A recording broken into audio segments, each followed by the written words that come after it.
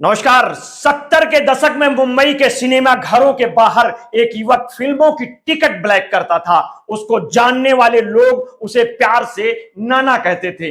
मिथुन चक्रवर्ती उसका पसंदीदा स्टार था। उसे मिथुन की स्टाइल, अंदाज, हेयर स्टाइल, डांस और एक्शन सब पसंद था। 1979 में एक फिल्म रिलीज हुई थी जिसका नाम था सुरक्षा और इसमें नाना का फेवरेट एक्टर मिथुन मुख्य भूमिका में था। इस फिल्म में राजेंद्र की दीवानगी और अधिक बढ़ गई। मिथुन के प्रति राजेंद्र उर्फ नाना की दीवानगी का आलम यह था कि जल्द ही वो उसी अभिनेता की तरह के कपड़े पहनने लगा था। यहां तक कि उसने अपनी हेयर स्टाइल भी ठीक वैसे ही कर ली थी। आज इस नाना की कहानी आपको सुनाएंगे। उससे पहले आप जान लीजिए, हर नई कहानी तब शुरू होती है जब एक कहानी खत्म हो जाए। छोटा राजन की कहानी भी वहां से शुरू होती है जहां पर एक बड़ा राजन यानी राजन नायर की कहानी खत्म होती है। मुंबई के अपराध की दुनिया को जानने वाले लोग जानते हैं कि राजन नायक का पहला पेशा दर्जी का था। 25 से 30 रुपए की कमाई हो पाती थी। मोहब्बत के गिरफ्तार में राजन की गर्लफ्रेंड का बर्थडे आया तो पैसों की जरूरत हुई और शुरू हुई यहीं से टाइपराइटर की चोरी। इन पैसों से राजन नायर गर्लफ्रेंड की जरूरतें पूरा करने लगा।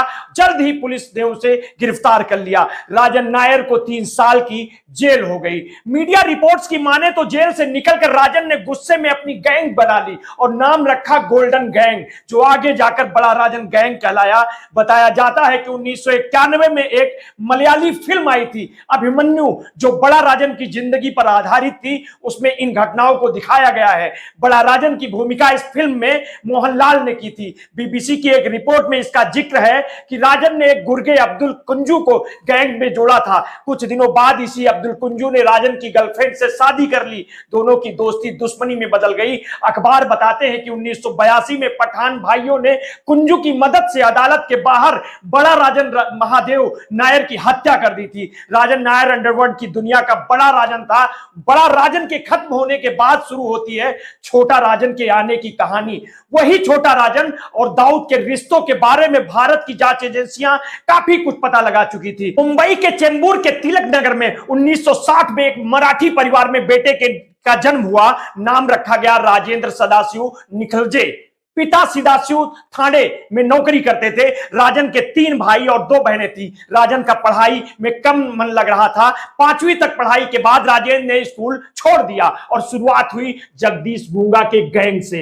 राजेंद्र की सुजाता नाम की लड़की से शादी हुई। 3 बेटियां हुई। 1979 में इमरजेंसी के बाद पुलिस कालाबाजारी करने वाले पर शिकंजा कस रही थी। इस वक्त 19 साल के युवा अपराधी के करियर की शुरुआत मुंबई के शहकार सिनेमा के बाहर टिकटें ब्लैक करने से हो रही थी। लोग बताते हैं कि एक दिन पुलिस ने इसी सिनेमा हॉल के बाहर लाठीचार्ज किया।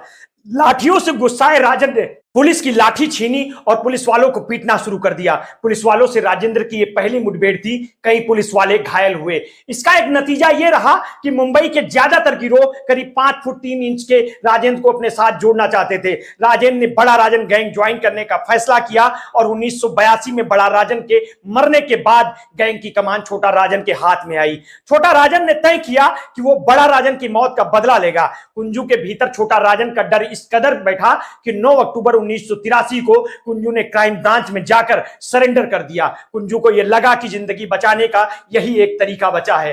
लेकिन छोटा राजन की कोशिशें जारी रही। जनवरी 1984 में छोटा राजन ने कुंजू को मारने की कोशिश की, लेकिन आधी कामयाबी ही मिल पाई। कुंजू को सिर्फ घायल किया जा सका। 25 अप्रैल 1984 को जब पुलिस कुंजू को इलाज के लिए अस्पताल ले गई तो अस्पताल में एक मरीज हाथ में प्लास्टर बांधे बैठा हुआ था। जैसे ही कुंजू करीब आया, प्लास्टर हटाकर शख्स ने फायरिंग शुरू कर दी और किस्मत ने फिर एक बार उसका साथ दिया और इस तरीके से भविष्य में 2 लोग सबसे ज्यादा प्रभावित हुए। पहला दाऊद इब्राहिम और दूसरा बॉलीवुड, जहां आज भी कई फिल्मों में इस सीन को फिल्माया जाता है। मुंबई अंडरवर्ल्ड की कहानी सुनाने वाले बहुचर्चित किताब डोंगरी टू दुबई में एस हुसैन जैदी लिखते हैं, इस खबर को सुनने के बाद दाऊद ने छोटे राजन को मिलने के लिए बुलाया था। इस मुलाकात के बाद छोटा राजन को दाऊद की गैंग में जगह मिल गई और छोटा राजन की कुंजू को मारने की अगली कोशिश सफल हुई। जैदी ने अपने किताब में लिखा है कि कुंजू क्रिकेट के मैदान में था। क्रिकेट की सफेद पोशाक पहनकर कैद मैदान में कई लोग थे। तभी कुछ नए खिलाड़ियों ने मैदान में शामिल होकर कुंजू और उसके साथियों पर फायरिंग शुरू कर दी। इस तरह से छोटा राजन ने अपने अंडरवर्ल्ड भाई बड़ा राजन की मौत का बदला लेने का मिशन पूरा कर लिया था।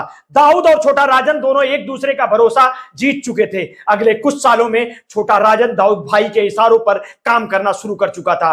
अब दाऊद की गैंग में दो छोटा थे जो भाई के लिए बड़े से बड़ा काम कर सकते थे। 1987 में दाऊद का काम संभालने के लिए राजन की रवानगी दुबई हो गई। इसके ठीक एक साल बाद छोटा शकील ने दुबई का रुख कर लिया, लेकिन दाऊद से नजदीक राजन की अधिक थी। शकील की उतनी नहीं। ऐसे कई मौके रहे जब छोटा शकील को यह बात चुभी कि बड़े भाई का सबसे ज्यादा भरोसा राजन पर है, और राजन को गिरोह के कई लोग नाना भी कहते हैं। दाऊद के नाम पर बिल्डर्स और रईस लोगों से वसूली करना राजन की जिम्मेदारी थी। किसी भी कॉन्ट्रैक्टर को अगर कोई ठेका लेना होता था तो इसकी 3 से 4% फीस छोटा राजन को चुकानी होती। पुलिस आंकड़ों के मुताबिक 90 के दशक में छोटा राजन की कमाई हर महीने 80 लाख रुपए के आसपास थी। कहा यह भी गया कि छोटा राजन के नाम पर 122 बेनामी होटल और पब सिर्फ मुंबई में थे। इस कमाई का एक हिस्सा गैंग के गुर्गों के कोर्ट केस में लड़ने के लिए खर्च किया जाता था। गैंग में छोटा राजन की बढ़ती अहमियत को खत्म करने के इरादे से छोटा शकील, शरद शेट्टी, सुनील रावत एकजुट हुए।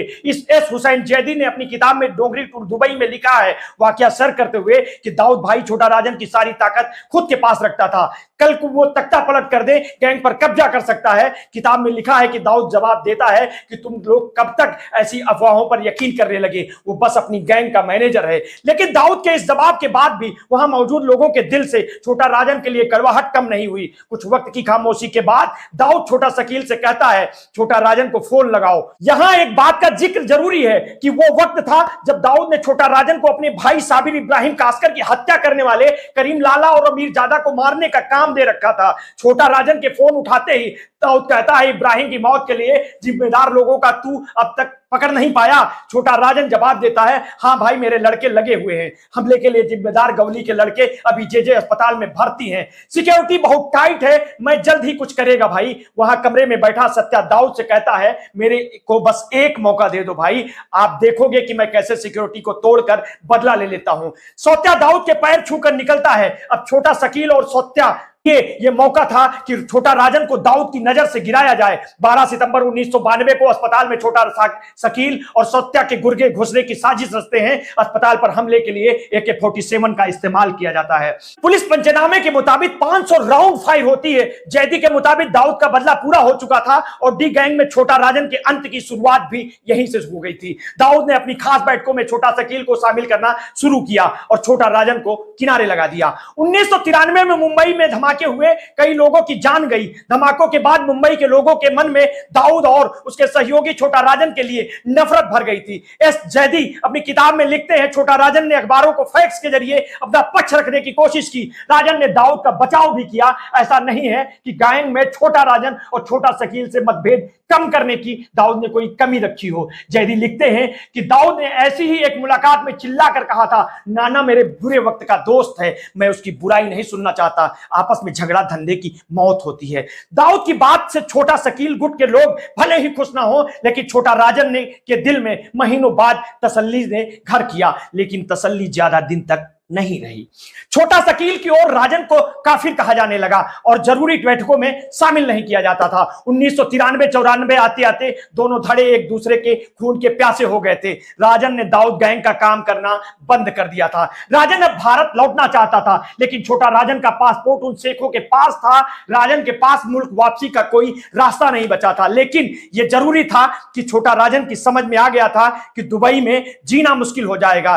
जैदी ने अपनी चर्चित किताब में लिखा है कि भी दाऊद एक बड़ी पार्टी करता है। इस पार्टी में शहर के बड़े बड़े लोगों को बुलाया गया। छोटा राजन भी पार्टी में जाने के लिए तैयार ही हो रहा था। तभी एक फोन आता है। राजन फोन उठाता है और एक अनजान आवाज आती है, नाना वो तुमको टपकाने का प्लानिंग कर लिया है।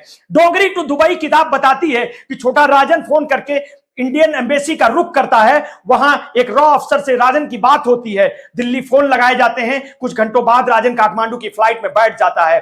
काठमांडू से राजन मलेशिया चला जाता है और दुबई में छोटा राजन के गायब होने के बाद छोटा शकील धड़े के तेवर और हौसले बुलंद हो जाते हैं। यही से जो छोटा राजन कभी दाऊद का दाया हाथ था, अब उस जगह को छोटा शकील ने भर दिया था। अगले कुछ साल छोटा राजन ने छिप कर बिताए। अगले कुछ साल छोटा राजन ने कुआलालंपुर, कंबोडिया और इंडोनेशिया में छिपते हुए बिताए, लेकिन राजन को अपने लिए सुरक्षित ठिकाना बैंकॉक लगा। राजन ने मोबाइल नंबर से लेकर घर के पते तक अपने लोकेशन छिपाए रखने की हर कोशिश की। काफी कोशिशों के बाद 2000 में छोटा राजन का पता छोटा शकील को लग चुका था। 14 सितंबर 2000 को 4 हथियारबंद लोगों ने राजन के अपार्टमेंट पर हमला कर दिया, जिससे वो बच के निकलने के बाद राजन को एक अस्पताल में भर्ती कराया गया। यह खबर भारत में पहुंचती है, यह भी पता चला कि राजन के छिपने का ठिकाना बैंकॉक था। कुछ दिनों बाद राजन के अस्पताल से अचानक गायब होने की भी खबर आई। दरअसल राजन को यह खबर मिली थी कि कोई अस्पताल को उड़ा सकता है। साल 2001 में राजन ने छोटा शकील गैंग के 2 गुर्गों को मरवा दिया। 2001 के बाद छोटा राजन कहां रहा, इस बात की खबर दुनिया को नहीं रही। अगली बार छोटा राजन की दुनिया ने नाम सुना जब 2011 में जब मिड डे न्यूज पेपर में वरिष्ठ क्राइम रिपोर्टर ज्योतिर्मय डे की मुंबई में पवई में गोली मारकर हत्या कर दी गई थी।